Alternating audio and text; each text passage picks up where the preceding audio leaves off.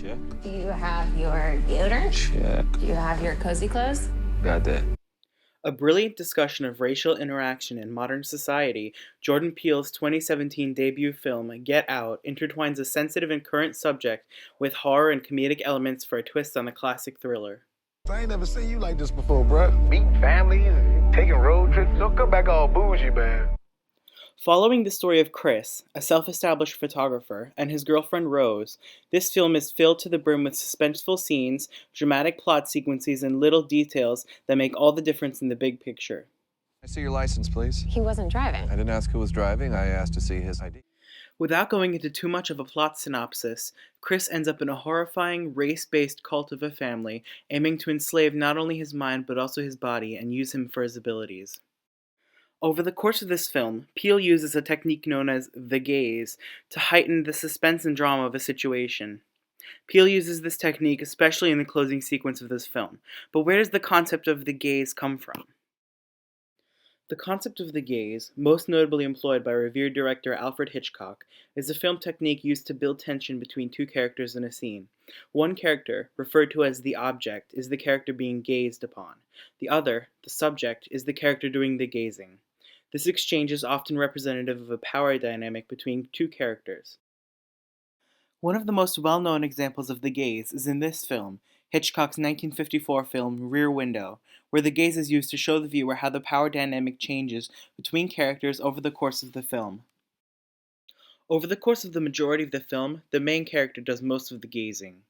However, in this scene towards the end of the film, you can see that the main antagonist, who was the object of the gaze, has become the subject, and the main character transitions from being the subject to becoming the object. Turn off the light, he's seen us. Now, how does Peele use the gaze to represent the power dynamics between characters throughout this film? Nothing I don't want to be doing. If looks could kill, the groundskeeper Walter and the cook Georgina would be murderers. Throughout the film, the looks they give Chris make his skin crawl. Putting aside the obvious racial symbolism, they don't act like normal people, as in something is slightly off about them. Of course, the audience later comes to the conclusion that Walter contains the transplanted brain of Rose's grandfather, and Georgina contains that of her grandmother. Get him, Grandpa.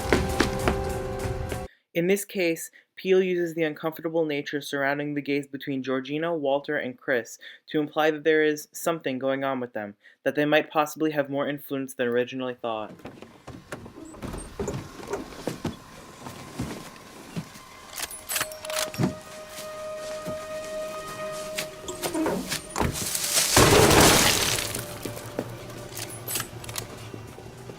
The closing scene is another great example where the gaze is used. In this scene, Chris is facing a life-or-death situation in the form of a power struggle with Rose and Walter, when Rod, Chris's best friend, saves the day.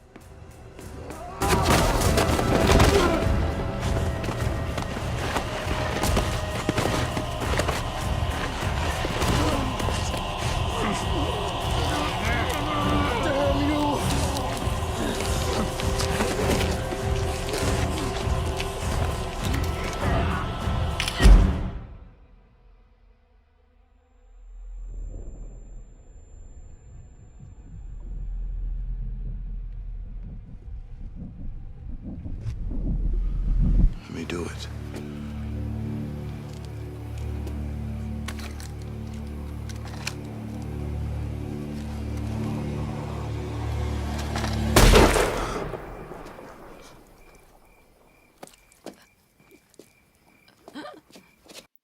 At this point, it seems like it's all over for Chris, until the script flips and he's saved by Walter's manipulation of the gaze.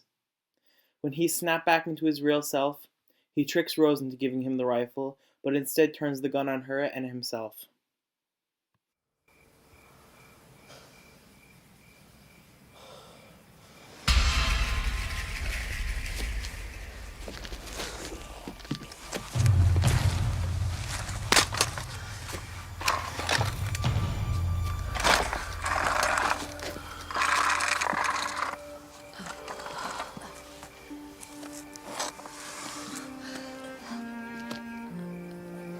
Chris. I'm so sorry. It's me.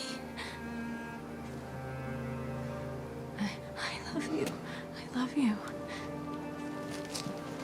I love you.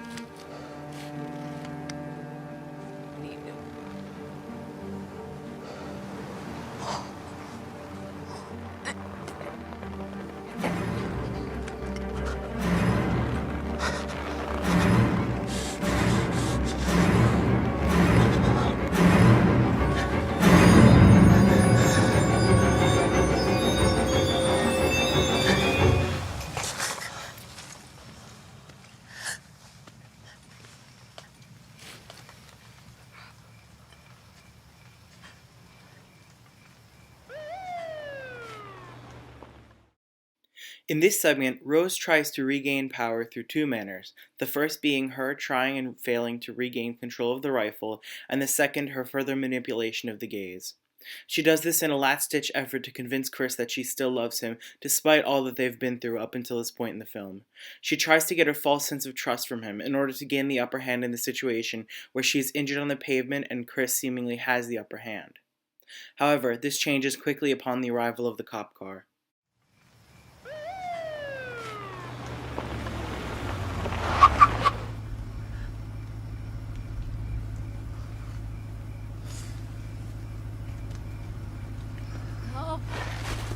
Help. Help. Help me.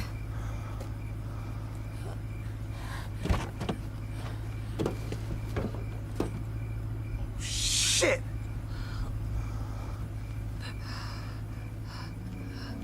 Chris!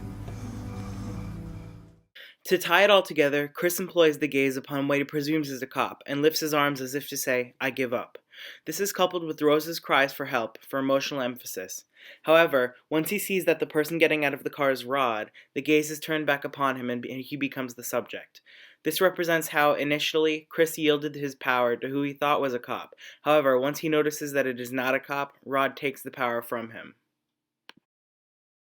To conclude, Peele consistently uses the gaze throughout this film in order to show the reader how the power dynamic changes between characters over the course of the film.